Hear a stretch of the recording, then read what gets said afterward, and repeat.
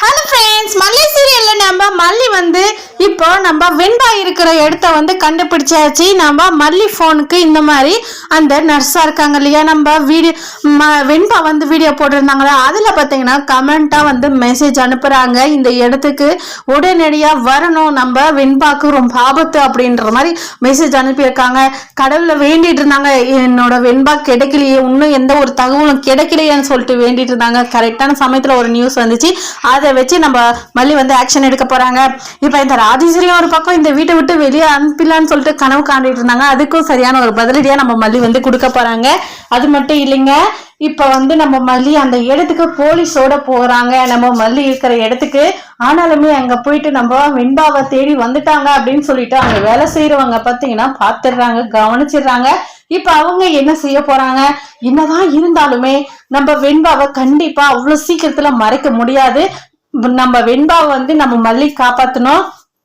கண்டிப்பா நம்ம வெண்பாவை கூட்டிட்டு வந்து நம்ம விஜய் முன்னாடி நிக்க வைக்கணும். இந்த ராஜேஸ்வரி என்னெல்லாம் பிளான் பண்றாங்க. இதுக்கு முன்னாடி நம்ம விஜய் கிட்ட நம்ம மல்லி வந்து வீட்டை விட்டு வெளியே போனதும் கால் பண்ணி சொல்றாங்க. நம்ம விஜயும் ரொம்ப கோவப்படுறாங்க. இன்னும் நம்ம வெண்பாவை நம்ம விஜய் முன்னாடி கூட்டிட்டு வந்து நிக்க வச்சா மட்டும்தான் நம்ம விஜய் வந்து மல்லியை நம்புவாங்க. ஆனாலுமே கூட்டிட்டு வந்து நிக்க வச்சாலுமே நம்ம மல்லி அதுக்கப்புறமா நம்ம மல்லி மேல எந்த ஒரு கோபமும் இல்லாத இருந்தாங்கன்னா கண்டிப்பா நம்ம மல்லிக்கு கொஞ்சம் மனஸ்தாபம் ஏற்பட வாய்ப்பு இருக்குது.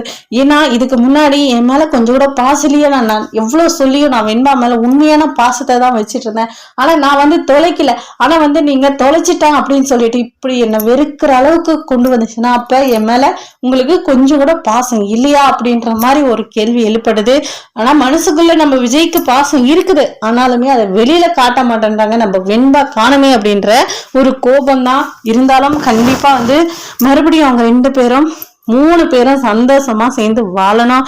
நம்ம மல்லி ஒரு பக்கம் கன்சீவா இருக்காங்க, அந்த நியூஸும் தெரிஞ்சு ஒரு ஹாப்பியா போயிருக்கணும். நம்ம விஜய் அதுக்கு கோவப்படுவாங்களா, என்ன செய்ய போறாங்கன்றது எல்லாம் பார்க்கலாம். இந்த வீடியோ பிடிச்சிருந்தா லைக் பண்ணுங்க, கமெண்ட் பண்ணுங்க, மறக்காம சப்ஸ்கிரைப் பண்ணுங்க உங்க ஃப்ரெண்ட்ஸ்